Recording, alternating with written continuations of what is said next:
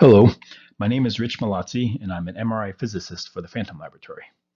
It's my pleasure to present the products we have developed to help bridge what we see as a critical gap in quality control methods for MRI that are needed for quantitative imaging and routine quality control.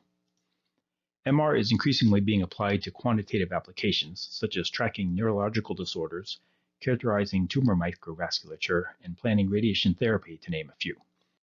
One of the major challenges facing more widespread use of such techniques is the underdeveloped state of MRI quality control methods.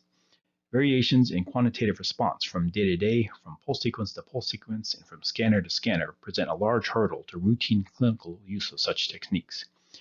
What is needed are simple but powerful tools that can be used to characterize a scanner's response, enabling both quality control on an individual scanner or sequence, as well as the comparison between different sequences and scanners. Several commonly used tools do exist for MR quality control, but tend to have a number of shortcomings. Among these, many require manual analysis. The user often has to perform measurements by drawing regions of interest or measurement lines. Many force the usage of specific pulse sequences rather than analyzing actual clinical sequences. While this does provide useful information about the scanner, it leaves critical gaps in the quality control because different sequences are sensitive to scanner imperfections in very different ways. It also does not detect user errors in executing a pulse sequence and does not allow one to compare different pulse sequences on a quantitative basis, something that one may want to do during protocol development. Many require subjective judgment for some tests, such as widely employed resolution tests. They often provide a superficial analysis necessitated at times by the manual nature of the measurement or by the simplistic design of the Phantom. They do not provide longitudinal tracking of results. Longitudinal tracking is a valuable tool for trend analysis that makes it easy to characterize normal levels of variation, detect performance drift, and allow for early detection of impending failures and service issues. Finally, many MR quality control protocols require multiple phantoms in order to provide the combination of sophisticated measurements and a sufficient breadth of measurements to be useful for routine quality control testing. Our aim at the Phantom Laboratory is to meet this need for sophisticated quality control methods that are also easy to execute. We develop both the Phantoms and the analysis software, which is a key enabler for developing advanced measurement tools. Our Phantoms address both head and body scanning needs with an automated analysis that provides a comprehensive systems check with a single Phantom. The measurements are highly sophisticated, giving both quantitative graphical output and numerical characterizations that can be used for quantitative tracking, pulse sequence comparisons, and pass-fail criteria for quality control. The Phantoms and analysis are trivially easy to use, requiring nothing more than a single scan of the Phantom and an upload to our cloud-based service. The analysis is fully automated, providing both simple pass-fail summary results and layers of detail of increasing sophistication for the knowledgeable physicist. Software also provides longitudinal tracking and runs on a wide variety of actual clinical pulse sequences. You run the quality control test with the exact same pulse sequences you are using clinically. This last capability is rare among Phantoms and is important for both pulse sequence development, where sequence variations can be quantitatively compared against one another for specific performance metrics such as contrast or resolution, but also for routine quality control to ensure constant performance of a sequence and detect failure modes specific to a particular pulse sequence or even user errors in setting up the sequence. At the Phantom Laboratory, we currently have products aimed at head scanning, such as the S162 Phantom shown here, and for torso scanning, the MagFan RT shown on other slides. The Phantoms perform a comprehensive set of measurements including nonlinear distortion, slice thickness, resolution, uniformity in 3 dimensions, signal-to-noise ratio, contrast, and laser alignment. These measurements are done at a level of sophistication that far exceeds common quality control methods. To illustrate this point, we will next discuss 3 of these measurements in more detail: distortion, resolution, and uniformity. Starting with distortion, a commonly employed distortion measurement entails performing a manual measurement of the distance between 2 points in a Phantom. 3 or more measurements may be made to cover all 3 dimensions. Apart from requiring significant time from the user, the measurement yields only a scaling coefficient for each direction, rather than a nonlinear distortion. It is not very accurate, since the length of that line is determined only to an accuracy of approximately 1 pixel, and it gives no sense of the spatial dependence of the distortion. The approach taken by the Phantom Lab is to measure the full nonlinear distortion in 3 dimensions through the use of hundreds of fiducials placed throughout the phantom. Here in the upper left, we're showing an exploded view of the interior model of the MagFan RT designed for body-sized fields of view. The blue features are spherical fiducial markers that allow detection to within a small fraction of a voxel dimension. The distortion is sampled at hundreds of points, and the continuous 3D distortion is then fit to determine the distortion at any location within the phantom coverage. The plots on the right show 2 ways of visualizing that distortion of varying complexity. The upper plot is a simple plot of the magnitude of the distortion on the vertical axis versus the distance from the MR system isocenter on the horizontal axis. Each blue dot represents a measurement point. One can quickly assess the distortion level within spherical volumes with such a plot. The lower plot is intended for deeper analysis, showing the full 3D distortion in each direction as a function of the 3-dimensional location within the scanner. Using such a plot, a knowledgeable user can ascertain valuable information about the spatial pattern of the distortion. This plot, for instance, shows a significant opportunity to improve the distortion by adjusting the calibration of the Z gradient coil. The software platform that manages the data, which we call SMARI, provides a layered presentation of the information, where the simplest pass-fail result is available immediately for routine checkups. Next comes a table of distortion statistics, such as the maximum distortion within a defined spherical volume, the radius of which can be set by the user. This data is the basis of quantitative tracking and setting of pass-fail criteria. After that come the 2 distortion plots I mentioned on the previous slide for the more technical user. Finally, the quantitative data is automatically tracked longitudinally so that normal variations can be easily visualized, as well as departures from that norm that may represent a need for a service visit. The reports produced are accessible to a physicist from anywhere they have access to a web browser. Moving on to resolution measurements, I will again draw a contrast between the commonly applied measurement techniques and the sophisticated quantitative measurements performed by the Phantom Lab phantoms and analysis software. On the right is a very commonly used technique to measure resolution.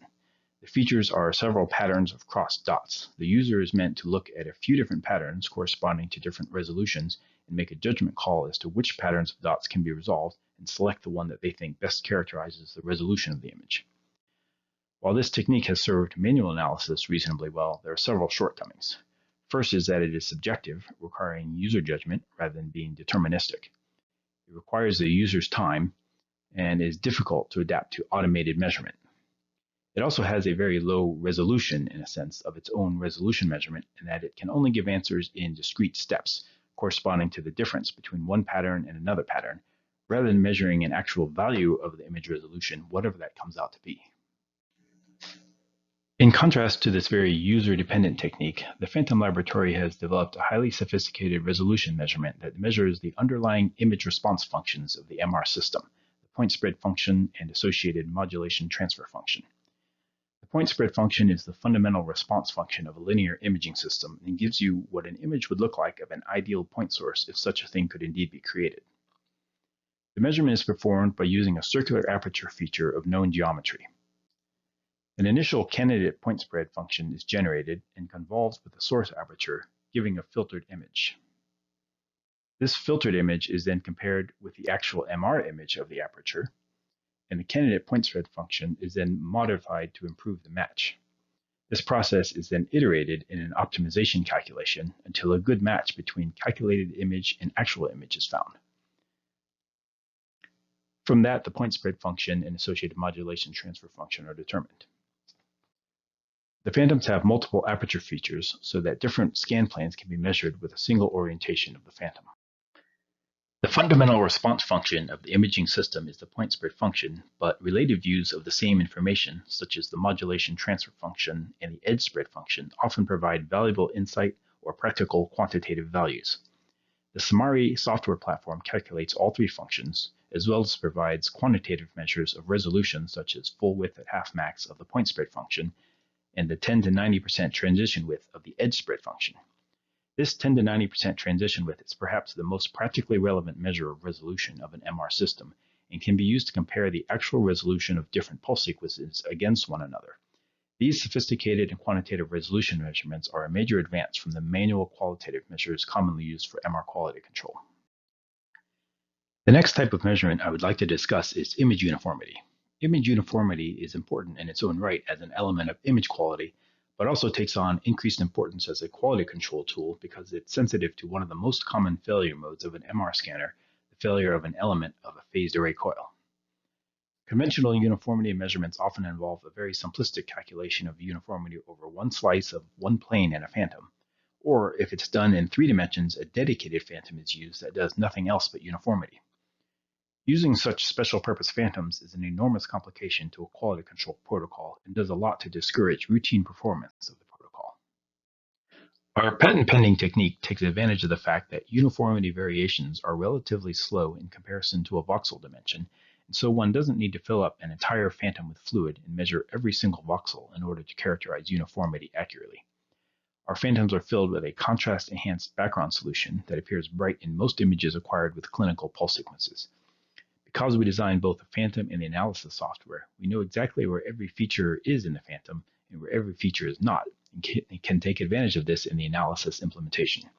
In this case, our knowledge of where the features are not is what can be used to define what we call virtual spheres, shown in red, which are not physical features within the phantom, but rather regions in which we know there's nothing but background fluid.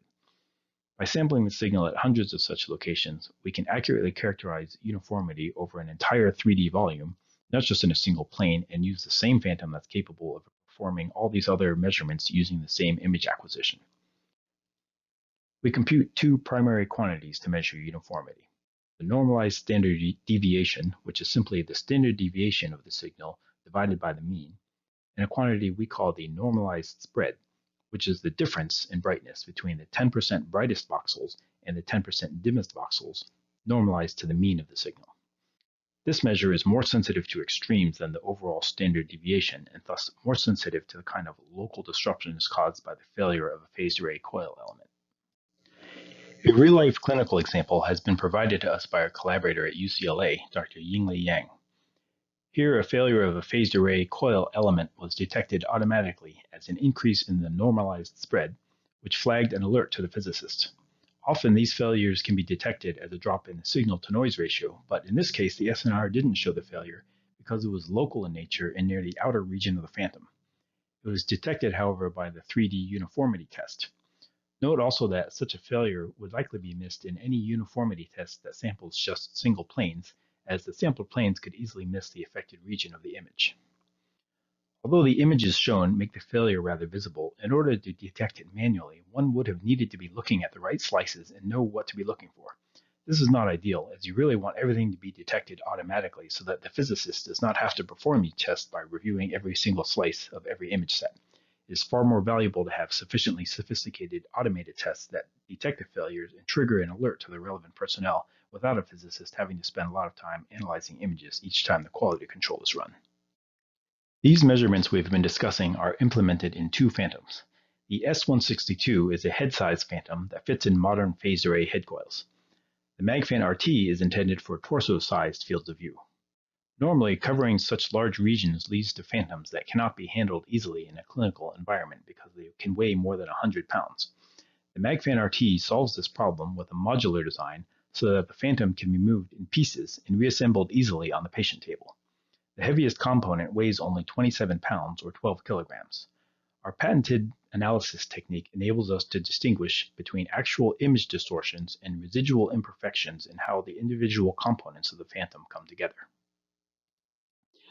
To summarize, we have developed phantoms and a sophisticated analysis platform that gives a comprehensive MR systems analysis with just a single scan of a single phantom. The analyses are scientifically sophisticated and give highly quantitative outputs. The phantoms and software are easy to use and analyze actual clinical protocols so that you can perform QC on the protocols you actually use, or you can use the analysis as a basis to compare pulse sequences and their variations during protocol development. The analysis is fully automated and provides longitudinal tracking. The results are stored in the cloud along with your original DICOM image data for long-term retention of both analysis results and underlying raw data. Thank you for your attention, and we hope to have the opportunity to speak more with you about these products.